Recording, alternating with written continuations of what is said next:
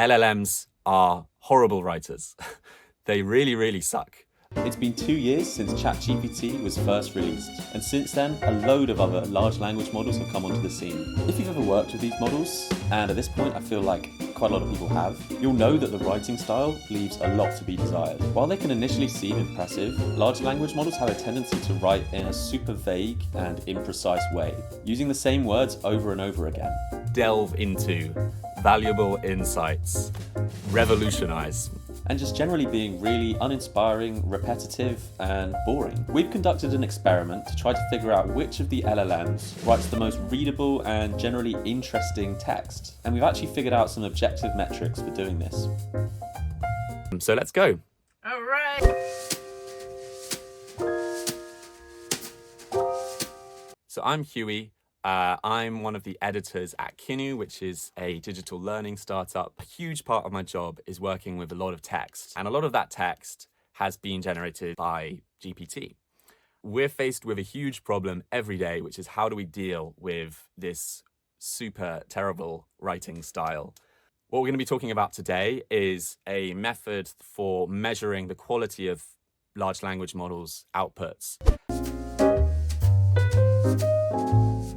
If you've ever taught English or history, you'll know that a student who doesn't know what they're talking about will just throw in a whole load of words into their essay. And it's obvious to anyone who knows about the topic that they don't know what they're talking about. When you read LLM's outputs, it's quite often got this quality where it's clearly just sort of throwing out words, trying to look very clever, but really being quite paper thin on the topic that it's talking about. And so what we were looking for was a way to quantify that problem and hopefully to make some steps towards solving it.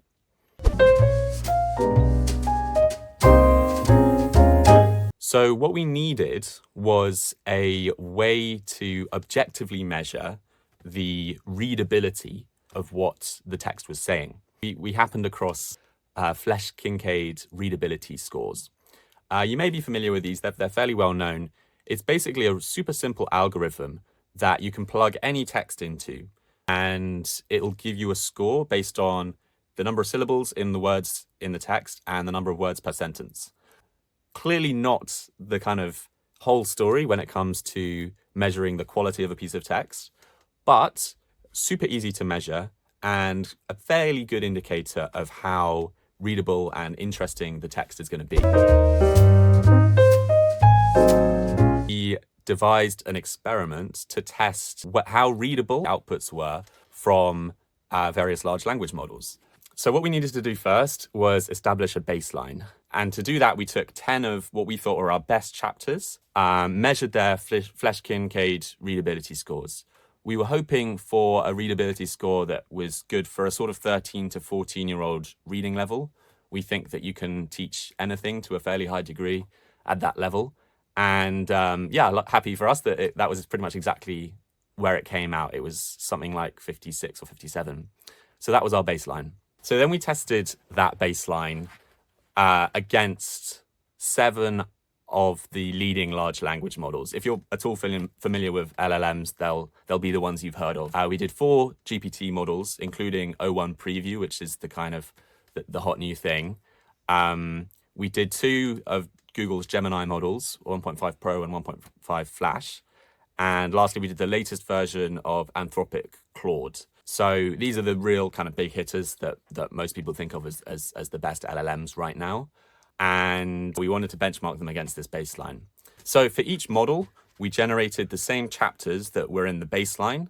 And so that's 10 chapters for each model. 70 chapters in total were generated.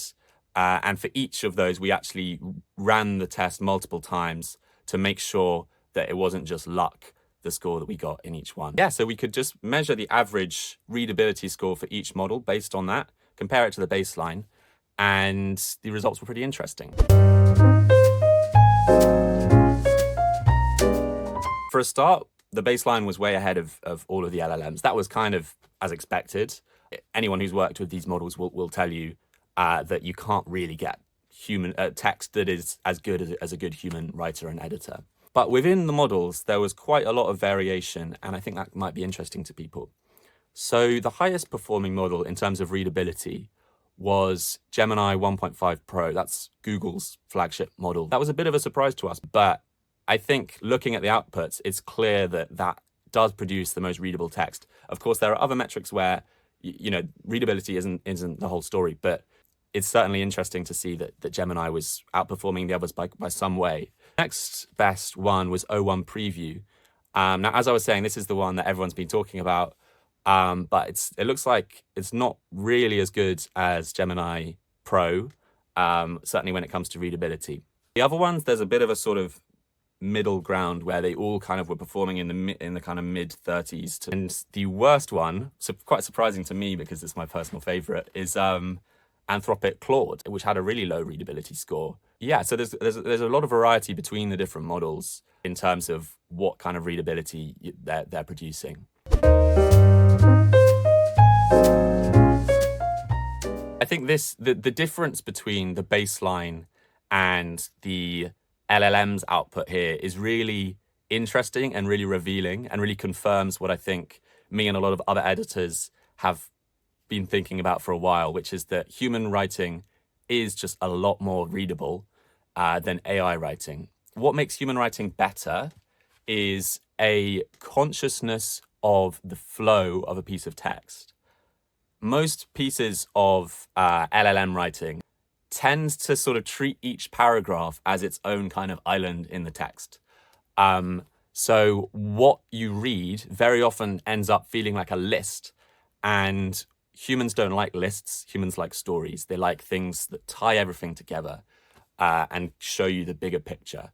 And that's one of the things that I think LLMs are still really bad at. Another thing is the tendency to use certain words, repeat them, and also use words that are very vague and cover up their lack of knowledge. I think LLMs are really guilty of this. And when you think about how the technology works, it makes sense. Readability scores, I think, are a really interesting metric for assessing large language model output quality. From our point of view, this is going to be really handy, I think, firstly, for understanding which models are right for certainly this kind of writing. We're going to be looking at Gemini a lot more now. I'm also really interested in this methodology, not just for comparing models, but for comparing prompts. When we iterate over different prompts that we use to get our outputs, it's really, really helpful to have an objective kind of algorithmic way of measuring those outputs. And Flesch-Kincaids are one way that we can really quantify the quality of different outputs. And I'm really excited to work more with those. The last thing I'd say is that while working on this, I realized that there are other objective sort of metrics that we can use for measuring LLM outputs that aren't just an editor looking at it and telling us whether it's good or bad.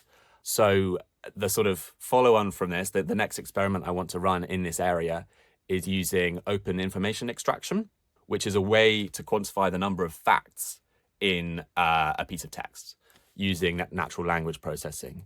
And what I'm really excited to try and do is to measure different outputs by those two metrics. So on one axis, you'll have like factuality.